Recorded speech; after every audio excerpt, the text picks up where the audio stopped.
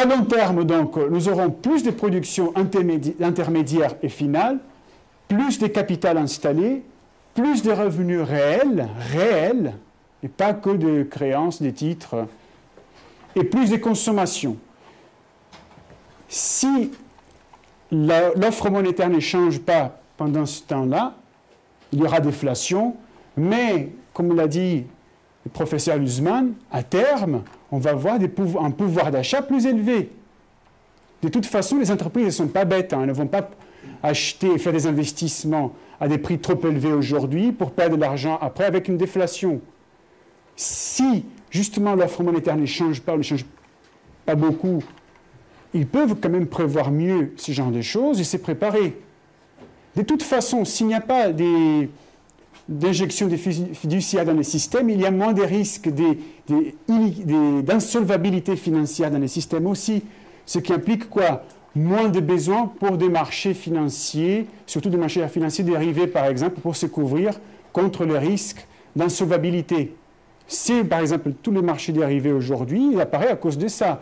Des options pour ne pas traîner avec des actions dont la fluctuation de valeur et la volatilité est énorme. Donc, on va utiliser des options pour se couvrir pendant un moment. Des CDS contre les risques d'insolvabilité d'un débiteur. Des swaps d'intérêt contre les risques de variation d'un taux d'intérêt variable. Et voilà. Si ces risques d'insolvabilité est réduit, on n'aura pas besoin de perdre notre temps et nos ressources à investir dans ce genre de choses, d'actifs. On va se concentrer plutôt sur ceci.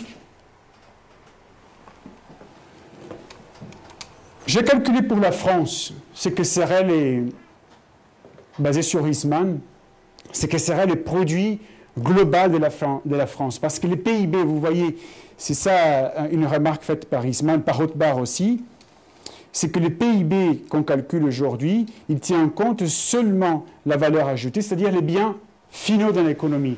Donc, pour les PIB de ces processus-là, selon les méthodes actuelles, on parlerait de 315 000 €. Ça, c'est le PIB de ces processus de production. Pourquoi? Parce qu'ils disent que, bon, champ de blé, farine, c'est dans le pain. C'est vrai. Mais c'est la farine de la période antérieure et le champ de blé d'il y a 2 périodes. Mais dans cette période-là, c'est un autre champ de blé et c'est une autre farine. Des processus productifs parallèles. Donc, il faut ajouter tout. Donc, pour la France, les PIB qu'on annonce normalement dans la presse et par l'INSEE, ce n'est pas vraiment le PIB de la France, c'est un produit, un PIN. Pas un PINS, un PIN. Pas un code non plus de carte bancaire. C'est un produit interne net. Le produit brut vraiment de la France, c'est facile à faire le calcul. C'est un peu limite quand même, par contre. Bon. Revenu brut de la France serait l'équivalent du PIB plus la consommation intermédiaire de la production. Ce qui nous donne en réalité un chiffre de 3 759 milliards d'euros. Ça, ce serait le vrai PIB, le PIB autrichien de la France. En termes de biens produits qui circulent dans l'économie.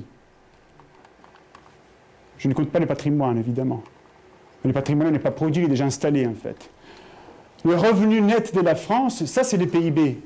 1948 milliards. C'est exactement ce que Huysmans présente dans son chapitre 15.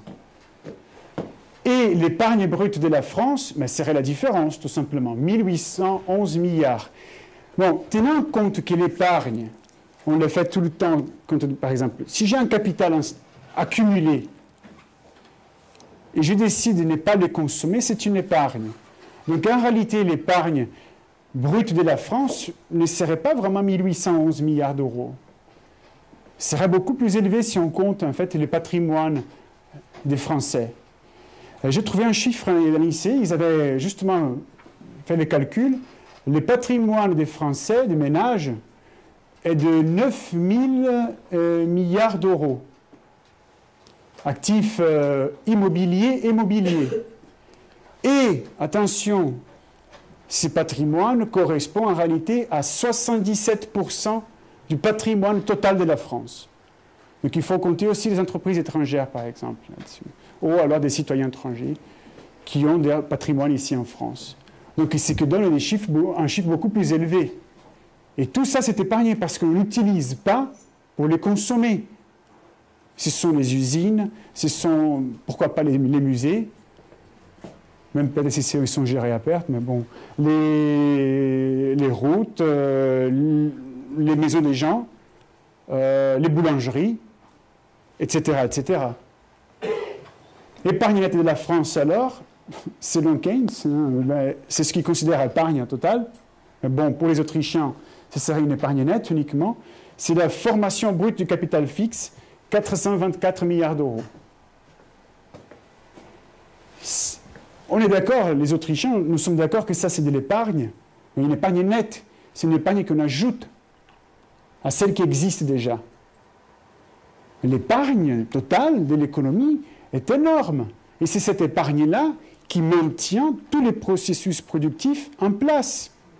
C'est cette épargne-là qui me permet de travailler aujourd'hui, théoriquement 35 heures par semaine, mais bon, de présence. Mais en fait, même moi, c'est ces capitales-là qui me permettent de travailler, de faire la recherche, par exemple, à la maison. Pourquoi? Parce qu'on a généré tellement de richesses au fil des années qu'on peut se permettre beaucoup de choses. Mais je vous rappelle, tout ce qui est congés payés, etc., ça a été introduit d'abord par les entreprises elles-mêmes.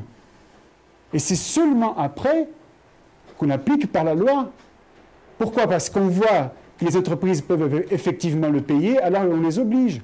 Sinon, ça serait impossible. On détruirait l'économie. On peut le faire parce qu'on a tellement accumulé du capital qu'on peut maintenir le niveau de vie qu'on a. Malheureusement, on commence à les brûler, ces capitals-là. Comme je vous ai dit, décalage, économie monétaire, fiduciaire, et économie réelle. Si on continue comme ça, peu à peu, on va détruire ces capitals installés. C'est ces capitals installés qui nous permettent à nous, même si les Chinois ils sont la deuxième économie du monde maintenant, mais c'est ces capitals installés qui nous permettent d'être dans une position supérieure à la leur. Aux Brésiliens aussi, aux Russes. Ben, les Russes, de toute façon, ils ont brûlé leur capital pendant 60 ans. Donc, c'est ça.